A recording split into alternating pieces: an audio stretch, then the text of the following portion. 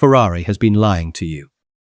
While the entire Formula One world watched Lewis Hamilton struggle through 3 races, sitting fourth in the championship, 36 points behind a 19-year-old rookie, while the media wrote headlines about whether the greatest driver of all time made the biggest mistake of his career, while the tifosi held their breath, wondering if their dream signing had turned into a nightmare, Ferrari was hiding something.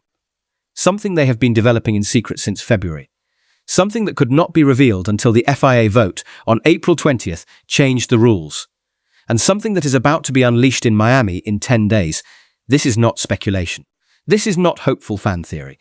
This is confirmed by 3 separate sources inside Maranello, backed by customs documents showing emergency air freight from Italy to Miami, dated April 21st, and corroborated by Lewis Hamilton's own words in a press conference yesterday that 99% of people completely missed. So let's break down exactly what Ferrari has been hiding, why they deliberately underperformed in Australia, China, and Japan, how the April 20th rule changes just handed them a golden ticket, and why Lewis Hamilton's quote yesterday, "Miami will be very different. Trust me," might be the most important 4 words spoken in Formula One this season. Ferrari's struggles in the first 3 races were not an accident. They were a strategy, and here is the proof. In Melbourne, Hamilton finished 4th, 18 seconds behind race winner Kimi Antonelli. The post-race data showed the SF26 was losing 0.6 per lap in the final sector. Ferrari's official explanation was that their battery deployment was too aggressive early in the lap, leaving them energy-starved at the end. Reasonable, fixable. Standard early-season teething problems, except Ferrari's test driver who ran simulator sessions the week before Melbourne told Italian media that the exact same issue appeared in their simulations, and Ferrari chose not to fix it. Quote, "We knew the car would struggle in final sectors. The engineers said it did not matter yet. Did not matter yet. Those 3 words are the key to everything. In Shanghai, Hamilton qualified 5th and finished 4th again. This time the gap to Antonelli was 14 seconds. Closer, but still not competitive. Ferrari brought a small aero update to China, new front wing end plates, revised floor edge, the kind of incremental improvements every team brings. The Italian media praised Ferrari for responding quickly to Melbourne's issues, but 3 engineers in the Maranello wind tunnel told a different story. The China upgrades were designed in December. They were not a response to Melbourne.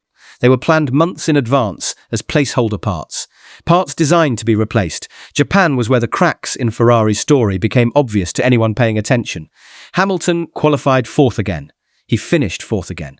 But this time, the gap to Antonelli was only 9 seconds. Improvement, right? Progress, right? Wrong. Because the data shows that Ferrari ran a completely different engine mode in Japan.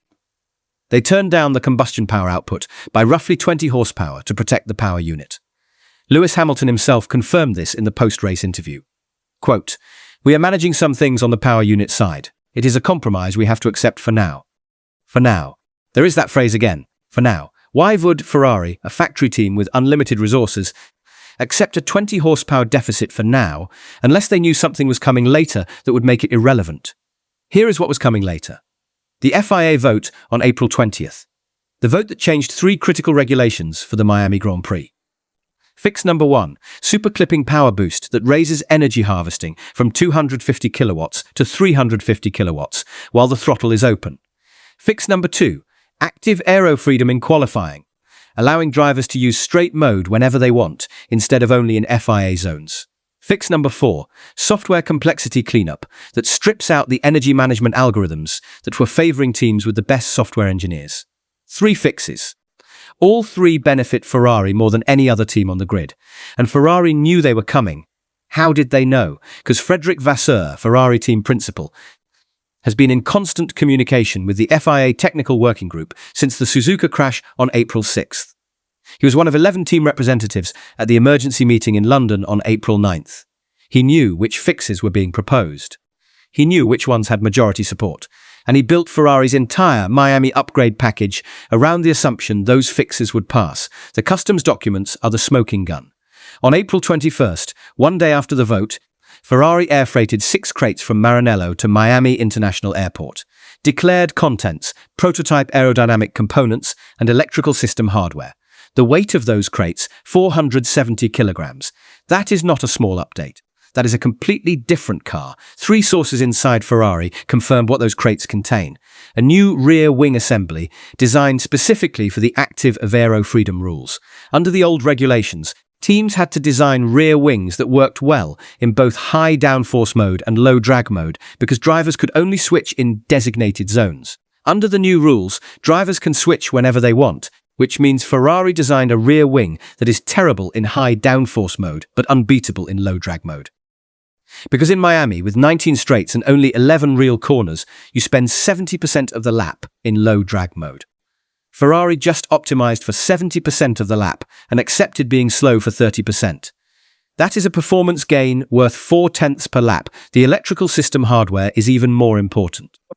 The Super Clipping Power Boost fix allows 350 kilowatt harvesting, while throttle is open.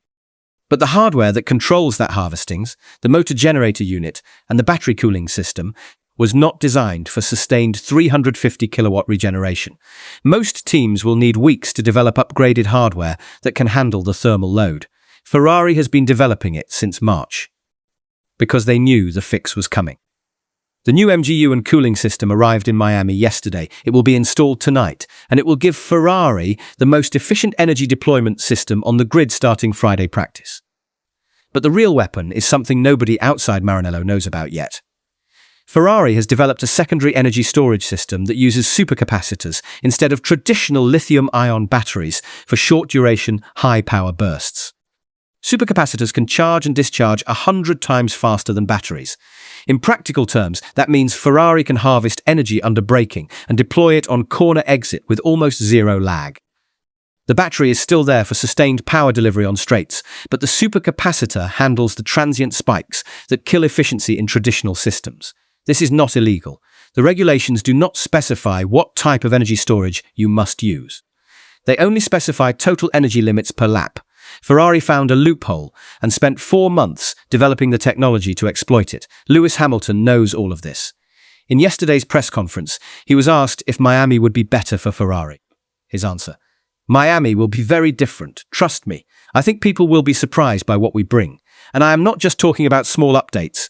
I am talking about a different philosophy. Different philosophy. That is not the language of incremental improvement.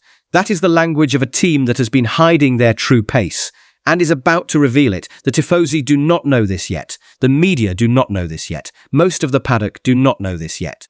But in 10 days, when Lewis Hamilton rolls out of the pits in Miami with a rear wing nobody has seen before, an energy system nobody expected, and a car that was deliberately kept slow for 3 races to hide Ferrari's true intentions, the entire narrative of the 2026 season is going to change. Kimi Antonelli leads the championship by 36 points.